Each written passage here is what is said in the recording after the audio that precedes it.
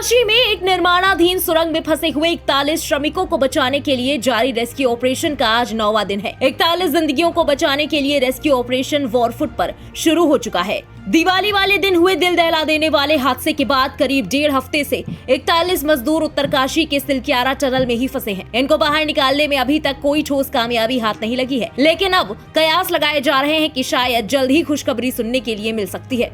जी हाँ, दरअसल अब सिलक्यारा टनल के ठीक ऊपर वर्टिकल टनल के बोरिंग के लिए सड़क बनाने का काम युद्ध स्तर पर शुरू हो गया है। टनल के ऊपर से 2 स्क्रैप टनल बनाई जाएंगी। इस पहाड़ के ठीक नीचे वो टनल है और अब इस पहाड़ को काटकर इस पर टनल बनाई जा रही है। एनडीआरएफ और एसडीआरएफ 24 घंटे इन मजदूरों को सही सलामत बाहर निकालने के लिए लगातार प्रयास कर रहे हैं। वहीं अत्याधुनिक मशीनों से इस कार्य को तेज गति दी जा रही है। आपको बता दें कि उत्तरकाशी में ऑल वेदर रोड पर टूटी निर्माणाधीन टनल के अंदर 12 नवंबर से 41 मजदूर फंसे हुए हैं। इन मजदूरों को निकालने के लिए अब तक जो भी प्लान और ऑपरेशन किए गए वो कंप्लीट नहीं हो पाए। यहाँ पर सबसे बड़ी चुनौती उस मलबे से निपटने की है जो रुक रुक कर सुरंग के अंदर गिर रहा है। अब केंद्रीय मंत्री नितिन गडकरी ने भरोसा जताया है कि मजदूरों को बचाने के लिए 6 प्लान्स पर काम किया जा रहा है। आइए अब एक नजर डालते हैं उन 6 प्लान्स पर।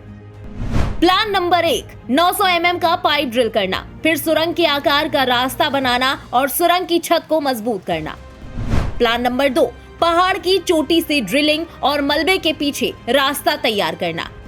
प्लान नंबर 3, सुरंग के दाईं ओर से ड्रिलिंग, सुरंग के ऊपर से नीचे की ओर ड्रिलिंग और मलबे के पीछे नया रास्ता बनाना। वही प्लान नंबर 4 है सुरंग की बाईं ओर से सीधी ड्रिलिंग कर मलबे के पीछे एक और रास्ता बनाना। प्लान नंबर 5, एंट्री पॉइंट से खुदाई में तेजी लाना और 450 मीटर के इलाके पर ध्यान केंद्रित रखना। प्लान नंबर 6, मलबे चट्टानों के बीच आपूर्ति लाइन, माइक्रो ड्रोन कैमरों की मदद और पहाड़ की चोटी से आपूर्ति लाइन डालना।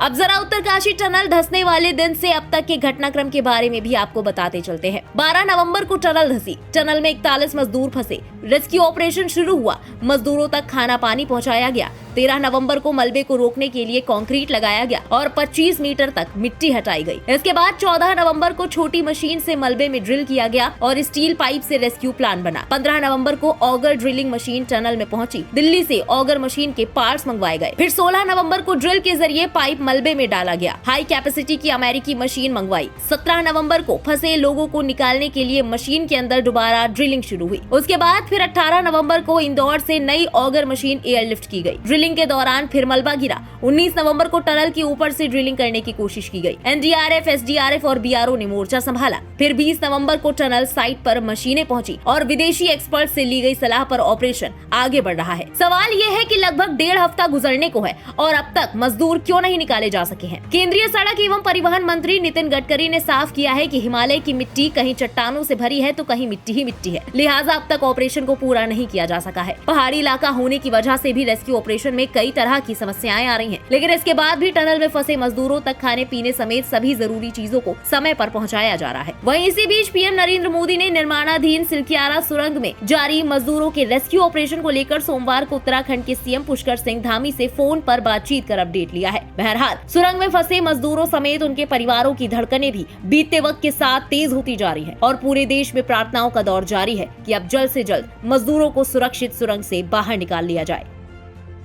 फिलहाल इस खबर में अभी के लिए बस इतना ही।